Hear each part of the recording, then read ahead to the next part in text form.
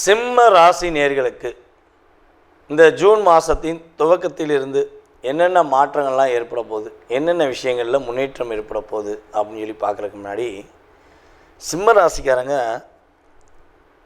எப்பொழுதுமே ராஜாவாக அல்லது ராணியாக, அதாவது சிம்ம ராசிக்காரங்க பெண்களாக இருந்தால் ராணியாக, ஆண்களாக இருந்தால் ராஜாவாக இருக்கும் இடத்தில் மதிப்புடன் இருக்க வேண்டும் என்ற எண்ணத்தில் செயல்படக்கூடிய ஆற்றல் உங்களுக்கு உண்டு. அவங்க கூட இருக்கிற எல்லாரையுமே நீங்கள் என்ன பண்ணுவீங்கன்னா அரவணைச்சு அன்பாக கொண்டு போவீங்க. ரொம்ப ரொம்ப புரிதலுடன் அவங்களுடைய செயல்பாடை ஏற்றுக்கிட்டு அவங்களுக்கு ஏற்றவாறு ஒரு தலைமை பொறுப்பாக, ஒரு தலைவனாக, ஒரு நாயகனாக நீங்கள் என்ன பண்ணுவீங்க, அவங்களுக்கு அட்வைஸ் பண்ணி கொண்டு வருவீங்க.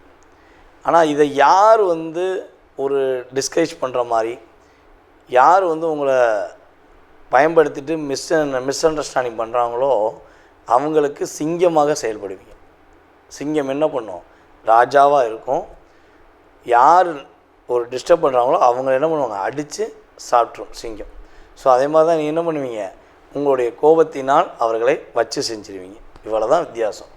அப்போ சிம்ம ராசிக்குன்னு ஒரு சிறப்பான குணாதிசயம், சிறப்பான பண்புகள் பார்த்திங்கன்னா, அனைவரையும் அரவணைத்து ஒரு தலைமை பொறுப்பேற்று நடத்தக்கூடிய ஆற்றல் சிம்ம ராசிக்கு உண்டு.